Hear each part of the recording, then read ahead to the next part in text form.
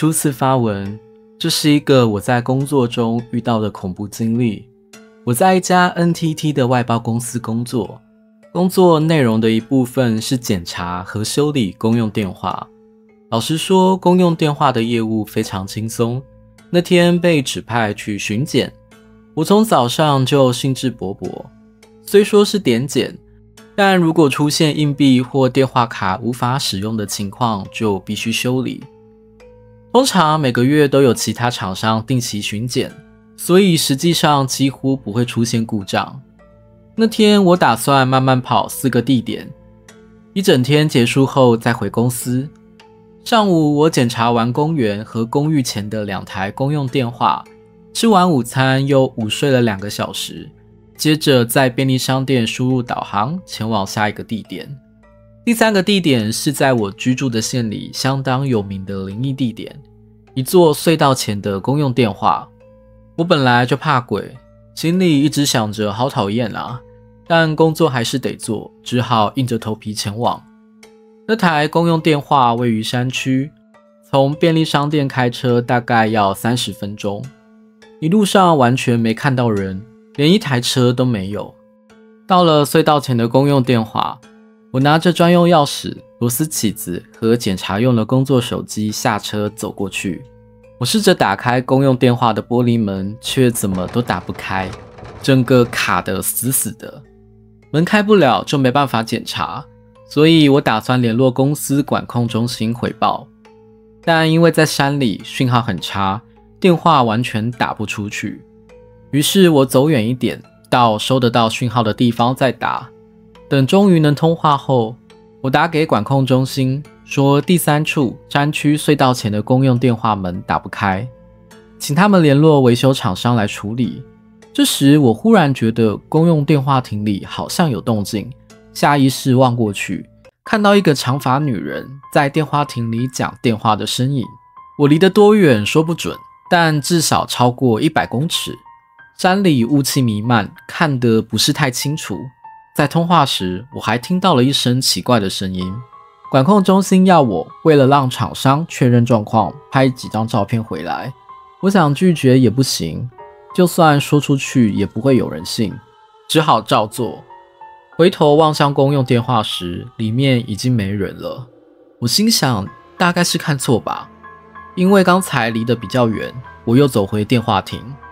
我拍了几张近距离的照片，正准备拍下门打不开的样子时，那扇门却毫无阻力的自然的打开了。门打开的瞬间，我只想立刻离开，但还是照程序完成检查。我投入硬币，拿起话筒拨自己手机的号码，打得通，代表硬币功能正常。接着尝试插入电话卡，结果卡片怎么也插不进去。电话卡插不进去，通常是供电装置或卡槽部位坏掉。于是我回车上拿备用的，再回到电话亭。多数情况是电话卡槽部位故障，所以我先换掉那个零件。更换后，电话卡顺利插入，也能拨号。我松了一口气，完成检查后便开车前往第4个地点。第4处也只是例行检查，很快就结束了。时间还早，虽然不太好，但我就在公园打盹儿。我设了4点半的闹钟，醒来后开车回公司。回公司后，我把第3处隧道前更换下来的电话卡槽部位放进箱子里，交给专门维修部门，再回到2楼的办公室。在填写当天的用车日报时，我闲着就跟前辈聊天，讲起白天遇到的事。正说着的时候，接到1楼修理人员打来的电话，说部长叫我下去一趟。我下楼后，修理人员神情严肃地说：我打开你刚交上来的那台电话卡机，结果在马达那边。他一边说，一边把机器拿给我看。马达的轴心上缠满了长长的头发，原来电话卡插不进去的原因是马达被缠住卡死了。我立刻想起那个在电话亭里的长发女人，背脊瞬间窜起一股冷汗。我告诉修理人员那台机器的更换地点，然后因为也到了下班时间，就直接回家了。几天后，我想起当时有拍照片，打开来看，里面什么都没有。我也问了不少人，查了资料，想知道那座隧道发生过什么事，结果什么都没查到。之后我也没遇到什么怪事，没有再看见什么。以上，感谢读到这里的各位。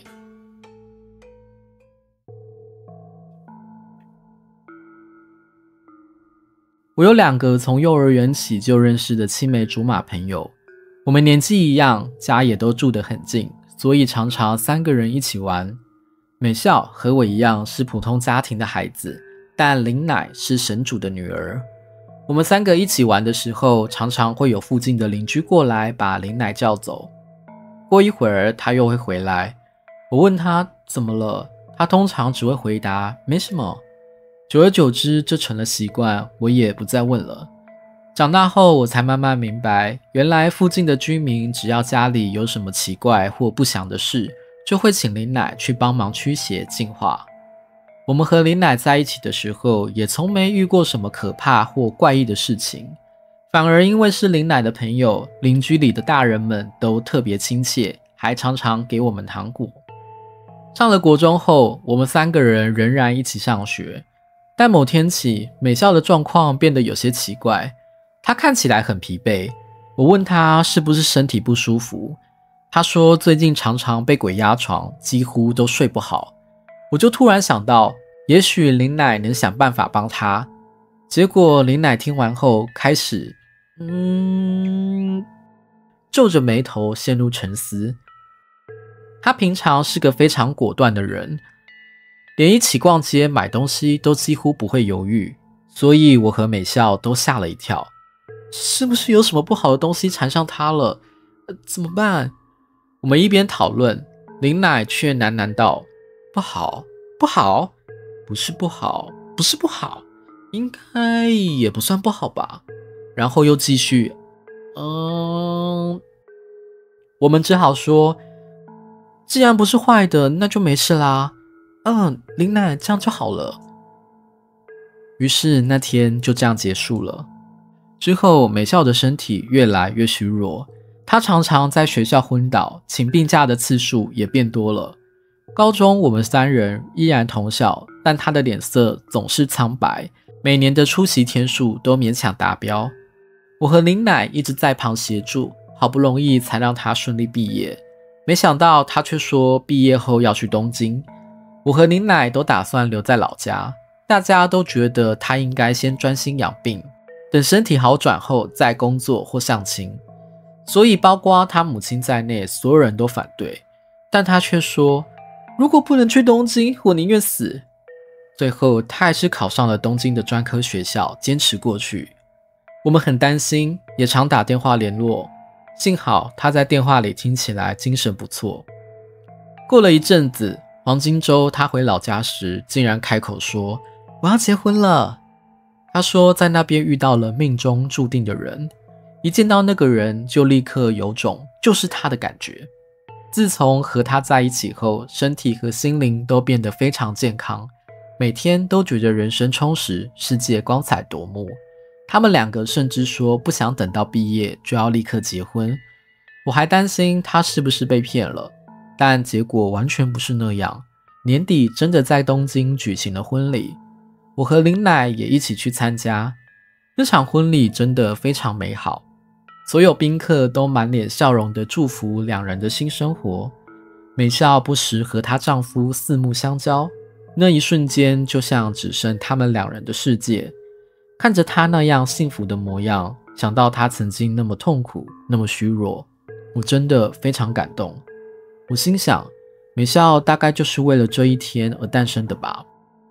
回程的新干线上，大概过了大宫站之后，林乃长长的叹了一口气，唉，终于可以说了。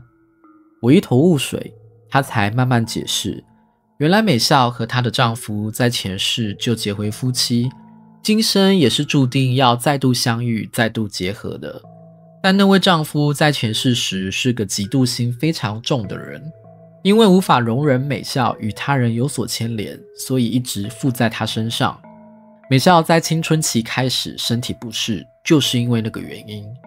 林乃其实可以替她驱除，但那股附身同时也是他与命中注定之人的连结。若是驱除了，对美咲而言究竟是好是坏，无法判断，所以林乃什么也不能做。听到这里，我非常生气，自己挖了个坑，把对方推下去，然后再若无其事地伸出手救他，这样的事竟然叫命运，这人也太坏了吧。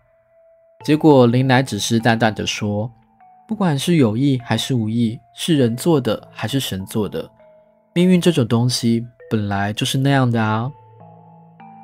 所以从那天起，我再也不相信所谓的命运了。今天的故事到这里结束，每周更新，原音呈现。喜欢可支持按下订阅，